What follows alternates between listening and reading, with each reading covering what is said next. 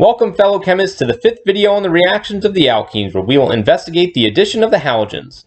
Your experience with reactions so far should make what you are about to see obvious. The addition of chlorine results in a dichlorinated product, and when it is bromine we get a dibrominated product. Less obvious is that these reactions are still examples of electrophilic addition, so how are neutral halogen molecules acting as electrophiles? Halogens are quite reactive because the bond that holds them together in diatomic molecules is weak. This allows them to react easily with the alkenes, and on this model I removed the hydrogens on the sp2 carbons. The weakness of the bond allows one of the halogen atoms to go crazy when it encounters the alkene. In quick succession it accepts a pair of electrons from the alkene, shares one of its own pairs of electrons with the alkene, and gave away one of the bonded electrons to the other halogen atom. After all that work, what happened to it? Well, it is positively charged now, and this hints at the electrophiliness of this process, which I will clear up later. The other halide is a negative ion which balances out the positive charge.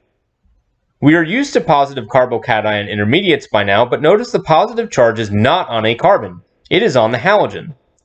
If this halogen is chlorine, we get a cyclic chloronium ion, and if it was bromine, it would be a bromonium ion. To get what we saw earlier, the halide ion reacts with the intermediate to form the final dihalide product. There are a couple of ways we can write the equation for this process, and both indicate this reaction takes place in a solvent which is written under the arrow. Unlike catalysts, the solvent does not participate in the reaction. The other way of writing it is to place the halogen on top of the arrow. As many of you are probably seeing this notation for the first time, I researched the history of it, but came up empty on this specifically. If anyone finds out when this started, please let me know. Perhaps it is to focus on the organic molecules involved, but in any case, get used to it because we will see it more coming up. Luckily for us, we only need to remember this reaction for chlorine and bromine because when iodine is used, the product reverts back to the original alkene as product formation is not thermodynamically favored. This favorability of a reaction can be noted by the appropriate arrow or arrows. As for fluorine, well, it may be more trouble than it is worth. If you want a dihalide product, clearly use dichloromethane or similar as the solvent, but there are many solvents to choose from. So what if the solvent is water? Think about it a moment and figure out the product. The first few steps are what we have seen before. The diatomic chlorine acts like an electrophilic Cl+ and nucleophilic Cl-, and the Cl+ interacts with the alkene and forms a cyclic chloronium ion. There are two nucleophiles now to interact with this ion, water and chloride. The solvent concentration is much greater than the reagent, so the water is more likely to react. When it does so, the process is more or less like what we saw with the hydration of alkenes. After the water molecule is added, the intermediate is protonated. When another water molecule removes the proton, the result is something new to us. This product with the halogen and OH group is known as a halohydrin. This is specifically a chlorohydrin. This will be the major product because of the greater likelihood that a water molecule reacts with the chloronium. If a chloride ion reacted instead, this will form the dihalide product, which in this case is a dichloroalkane, and it would be considered a minor product in this instance.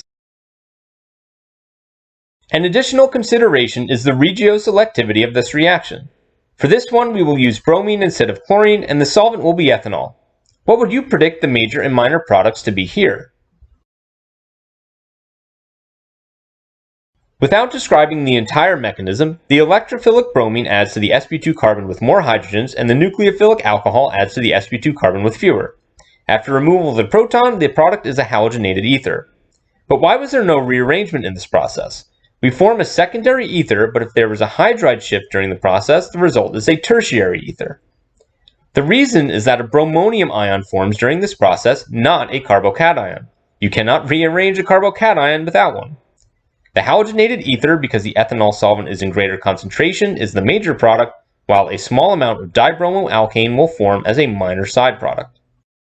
In summary, the reaction between halogens and alkenes is an electrophilic addition reaction. If it takes place in the solvent dichloromethane, the product is a dihalide, either a dichloroalkane or a dibromoalkane. Fluorine is too reactive and iodine not reactive enough for this process. If the reaction takes place in a different solvent like water, the major product is a halohydrin. The halogen ends up on the sp2 carbon with more hydrogens because it is the electrophile, and the water goes to the other sp2 carbon and becomes an alcohol group. The eventual location of the alcohol group favors tertiary positions over secondary and primary. If the reaction takes place in an alcohol, the result is similar to that of water. However, instead of an alcohol group, there is an ether. Whether water or alcohol is the solvent, a minor amount of dihalide is produced.